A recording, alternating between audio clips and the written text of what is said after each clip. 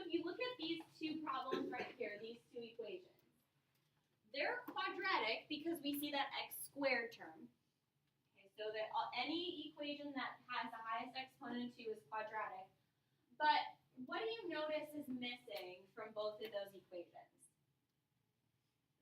The x term, which is the b term.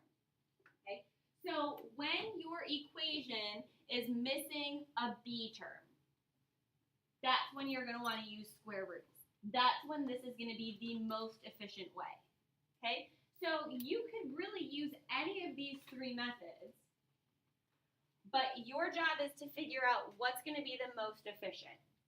Okay, so when you're looking at something, because now these equations, they're going to be all jumbled together. So if you see something that looks like this, you need to notice that there is a missing b term.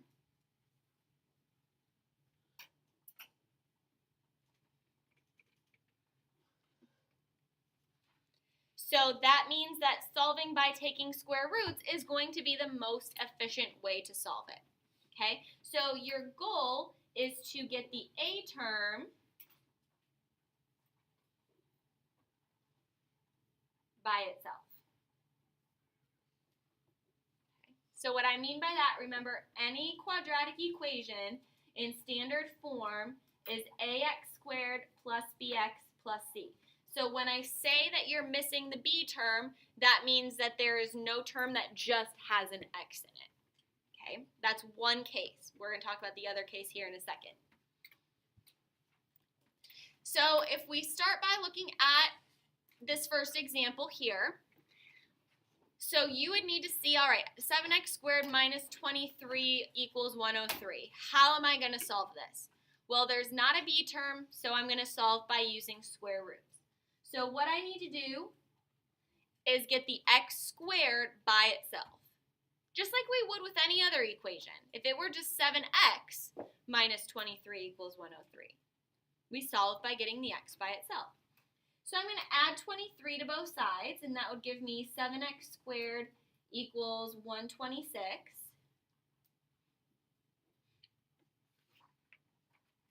And then I'm going to divide by 7.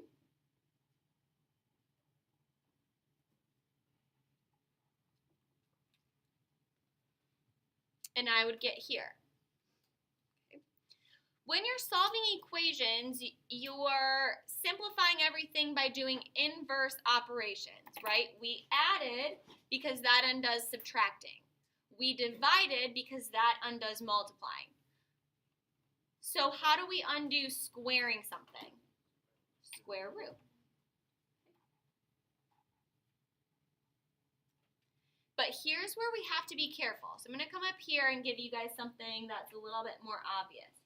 If we had been solving something and we had gotten down to this, what you need to think of that as is, all right, what number to the second power is 16? What number to the second power is 16? Is there another number that you can square to get 16? Negative 4. So what number to the second power is 16? We've got two answers. It can either be positive or negative. So you always need to make sure that's running in the back of your head. Okay, so my answer, what number to the second power is 18? My answer can be positive or it can be negative.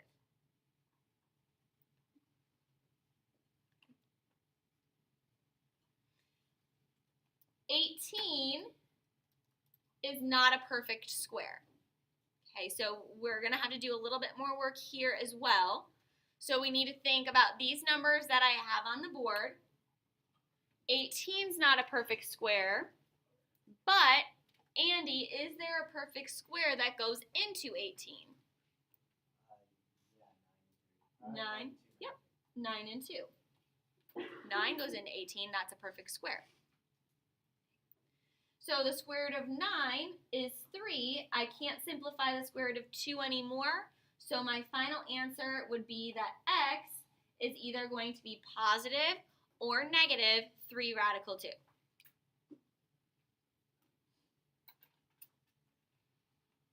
positive or negative 3 radical 2.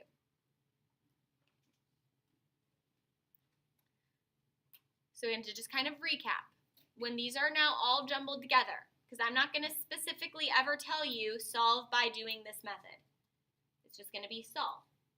You would look at this and say, what's going to be the most efficient way? So you need to recognize no b term means square roots. That's the most efficient. That doesn't mean that it's the only way. It's just going to be the fastest. Okay? Why don't you guys try that second example?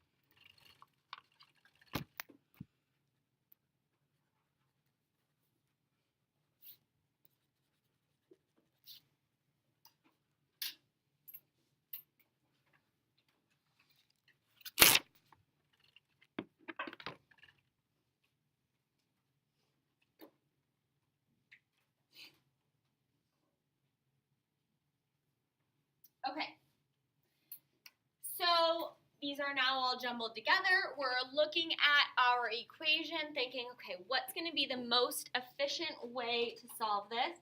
I see b term is missing. All right, so here is my x squared term. Here's my x squared term. Luke, what would I do first? Add 19. So I would get 250. Josh, what would I do next? Divide by 5. Now, I see a lot of people wanting to take the square root here. That will only work if the coefficient is also a perfect square. So you could take the square root at this point, but only when the a value is 4 or 9 or 16 or a perfect square. Okay, but it's not here, so I'm going to do this. So now we're thinking, okay, what number to the second power is equal to 50? That number can be positive or negative. So please make sure you have that plus or minus. A quadratic equation has 2 solutions to it. Okay. Lauren Sylvia, is 50 a perfect square? No, but what perfect square goes into it? 25, how many times? So the square root of 25 is 5. And I've got that radical 2 left over. Okay. All right. Let's talk about the other way your equation will be set up if square roots is going to be the most efficient. And that's going to look basically like the rest of these kind of do. Okay? So as I was walking around, I saw a lot of people starting to try to work ahead, which is great. But those of you who did that, did you notice that this one is not going to be very fun to do if you try to multiply all of this out? Okay? So the other thing you want to look for when you're trying to determine if solving by square roots is the most efficient is when you have a quantity squared. So like in number 3, we've got x plus 5 squared, x plus 1 squared, x plus 2 squared. Okay, so that's kind of the other thing that should jump out at you. So what we're going to do to solve these is we're kind of going to break this equation down into two parts. Because right now, that quantity squared is what's making this equation look harder than these other ones, this right here. So what I'm going to do just for now is I'm going to call this quantity something else. I'm going to call it like y instead. And you could call it any other variable, but I'm just going to call it y. So now instead of having 64 times x plus 5 quantity squared, I'm going to rewrite this as 64y squared equals 289.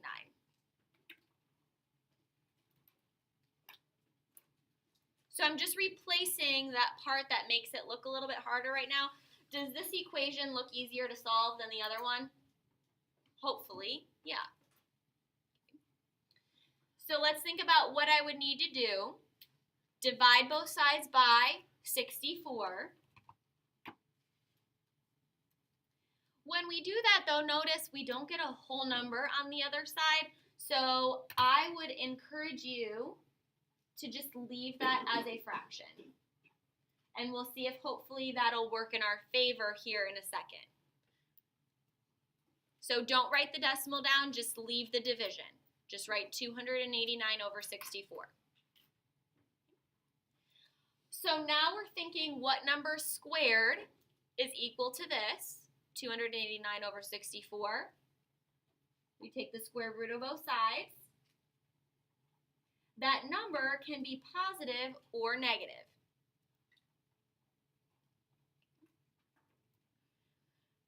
Most of you guys probably don't know off the top of your head if the square root of 289 is a perfect square. So always check first if you're not sure. So when I do the square root of 289, I got lucky. It's a perfect square. So I'm going to have plus or minus 17. What's a square root of 64? 8.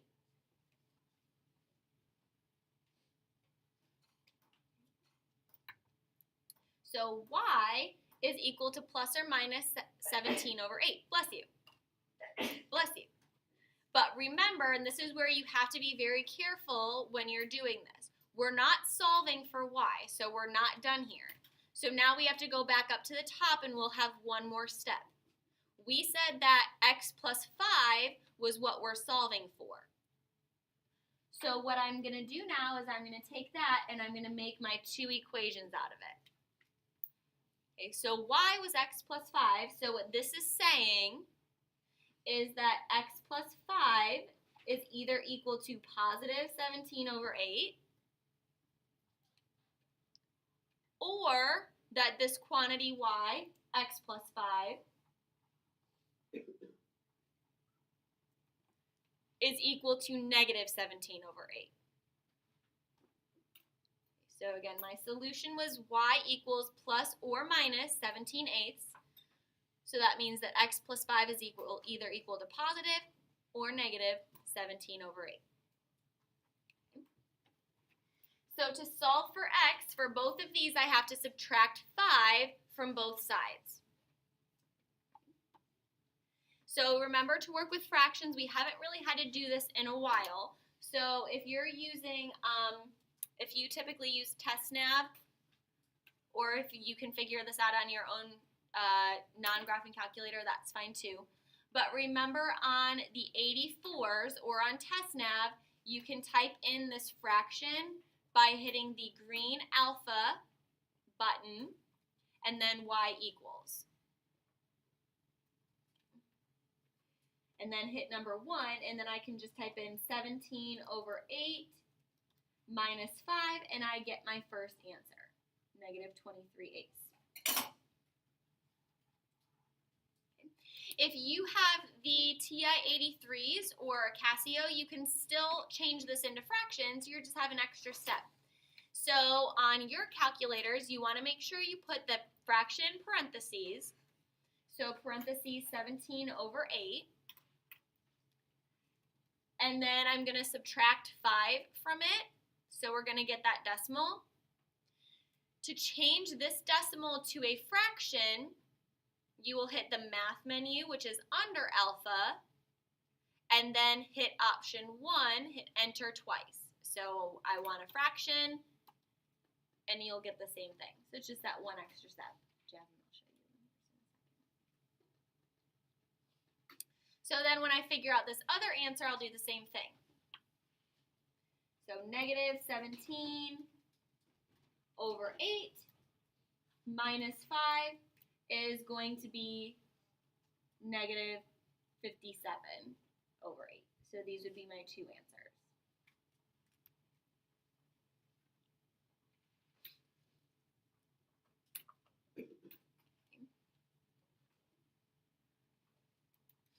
All right, let's try one more together, and then you guys can try the other two, and then I'll give you some work time after that.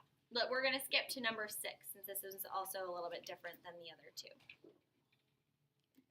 So when we're looking at this, you need to notice that I see a quantity squared. So if you want to do quadratic formula or factoring, you would need to multiply that all out, get your equation set equal to 0. It's going to be a mess. So what we can do is make this equation simpler and make that quantity just y. Or again, you could use any other variable. So I'll rewrite this to make it look a little easier.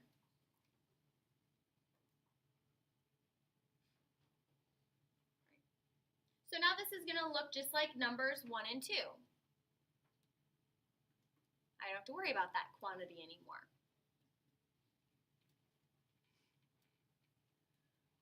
So when I'm solving this, Haley, what would I probably want to do first?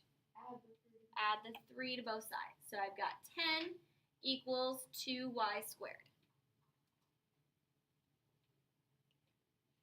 From here, Ella, what would I do? Divide by 2. So now I would get 5 equals y squared. So I'm down to my last step. What should be running through my head is, all right, what number squared is 5? That answer can either be positive or negative. Is there a perfect square that goes into 5? No. So that means that I can't simplify it. It would just be positive or negative radical 5. Y, though, is not what I'm solving for. I made y in my equation something to substitute in to this tougher binomial. So from here, what this means is if x plus 1 is what this equals, then that means that x plus 1 is either equal to positive radical 5 or x plus 1 is equal to negative radical 5. So we have two possibilities. There are two ways that you can write your answer. Okay?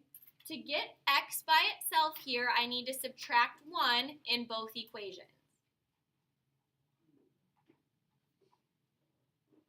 So you can write your answer like that, but what you need to be careful about is your own handwriting. We are taking the square root of 5 minus 1. So it needs to be very, very obvious that this minus 1 is not under the radical. Some people like to draw like a little hat like this to close off that radical so it's very obvious. Most of the time, like in a standardized testing situation, you would probably see this written the other way around for that purpose. So a lot of times you will see negative 1 plus the square root of 5. Could you draw parentheses around them? Or Like around this? Yeah. You could, yeah. Yep. And then for this one, now we'd have negative radical 5 minus 1.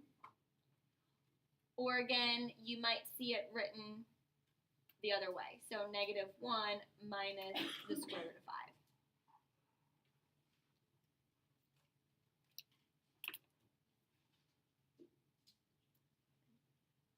It does not matter to me at all how you choose to write it. Again, if you write it like this though, just make sure it's very clear that this minus 1 is not under the radical. It is not the correct answer. All right, why don't you guys take a couple of minutes and work on numbers 4 and 5. I'm happy to check your answers. When you're done, we'll go over them together in maybe about 5 minutes. Work together, talk through them.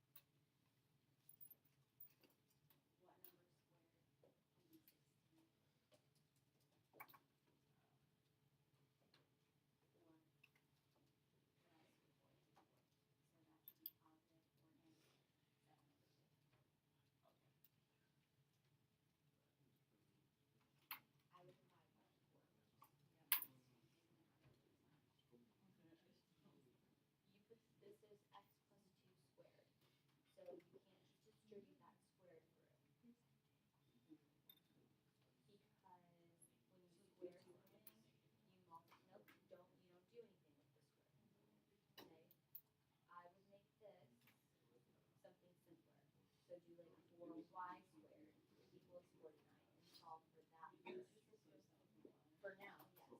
We deal with it at the end, but replace it with something easier first to get to your answer.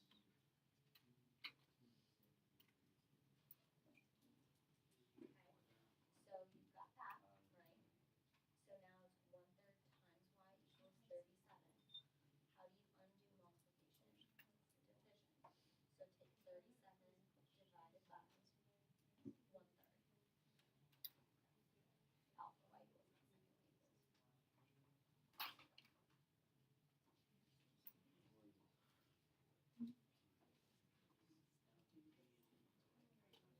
this is really the fractions are just division. So like 1/3 is the same as 1 divided by 3. Right? So instead of dividing by 1/3, you could also multiply by, because the letters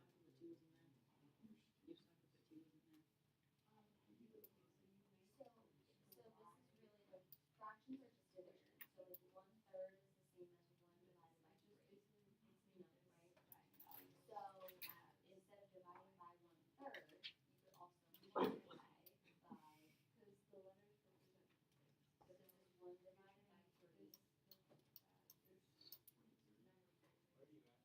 so 1 divided by 3, what end of the equation is that? Inverse of what? Does that make sense? So dividing by 3, which is what 1/3 is the same as multiplying by 3.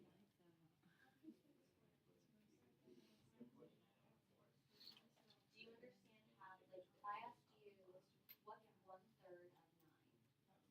What would you tell me?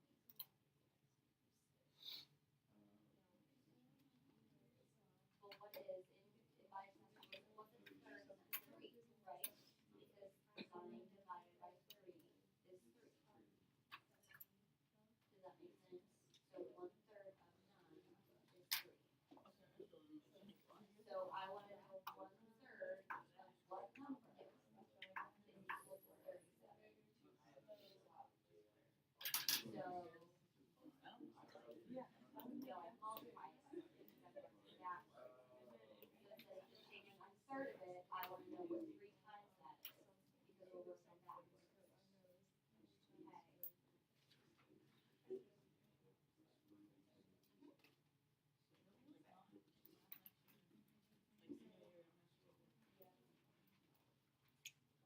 This should be positive, not negative. Because here, see how this parentheses, the square is inside the parentheses and not outside? So that's why this was like y squared. That's just y in the first. So that's just going to be y is 111. Yeah. All right. So let's take a look at these two, and then I'm just going to give you guys some time to work from there. So if we start with number 4, let's replace this quantity with something easier. So I would have 4 maybe times y squared is equal to 49. So to get the y squared by itself then, Stephen, what would I want to do on both sides? Divide both sides by 4. When I do that, 49 divided by 4 is not a whole number. So whenever that's the case, it is your best bet to just leave that as a fraction. Just leave it as 49 over 4. So now we're thinking, all right, what number to the second power is going to be that? Please, please, please do not forget that that can be positive or negative. So now when we are here, what's the square root of 49? What's the square root of 4? 2. So this one worked out nicely. If it doesn't, like if you ever get to a problem where the numerator is a perfect square but not the denominator or vice versa, just leave this whole thing under the radical. So you would have an answer that looked more like this with the radical in it. We don't have to worry about it here. But now remember, we're not solving for y, we're solving for x. So here we would say this means that x plus 2 is either equal to positive 7 over 2 or negative 7 over 2. So for both of these equations, we need to subtract 2 from both sides. So on our calculators, we'll just figure out what that is. So 7 over 2 minus 2 is 3 halves. If you wrote 1.5 for this one, that's okay because that's not a repeating decimal. So if you can do fractions or decimals when they're not repeating. Negative 7 over 2 minus 2 then would be negative 11 halves.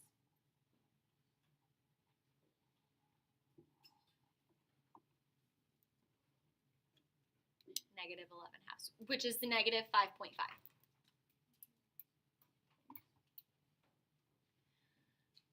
Ella, what's up? So when I did it, I left it as a decimal. Yep, because it was that's fine. And then I got the radical of 12.25 minus 2. Is that the same value as the answer? You said you got what? The square root of? 12.25 minus 2. The square root of 12.25 is 3.5. So you would need to simplify that because that wouldn't be fully simplified. Okay. I just took the square root of 4 by square root equals 49 versus that. Yes, that works for this one because this is a perfect square. Just make sure you keep that positive or negative throughout. So, yep, but that's totally cool. All right, so I saw a lot of you guys being clever with number 5. It wasn't my intention for this one to be like that, but I saw a lot of people say, all right, I see this quantity, so I'm going to make this y and make this look simpler, which is awesome, okay? What you have to be careful about here is notice where the squared is. It's not this quantity squared like number 6 and number 4 were. The squared is in here. So if you solve this, we would get 1/3 y equals 37. So it's not y squared. So just make sure you notice that. So to get the y by itself, right now, taking 1/3 of something is the same as dividing by 3. So what operation, what's going to undo dividing by 3? Multiplying by 3. Or dividing by 1/3. But it's not dividing by 3. This is not 3y equals 37. It's 1/3 of y equals 37. So 1/3 of what number is 37? And that's going to be 111. So we don't have to do the plus or minus here because we were just solving for y. This is the quantity that we made simpler. So from there now, we plug x squared minus 15 back in and solve that. So add 15 to both sides.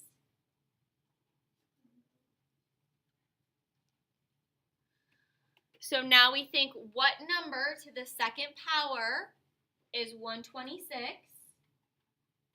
That number can be positive or negative. 126 is not a perfect square, so we have to do some guessing and checking to simplify it. Okay. It's not divisible by 4, so I'm going to go to my next perfect square. It is divisible by 9.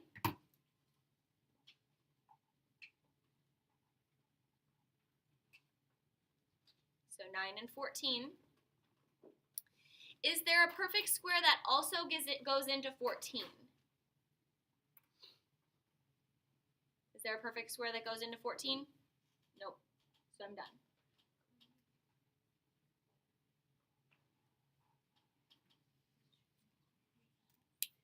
So that'll be my answer. Plus or minus 3 radical 14. Okay. All right. We have got about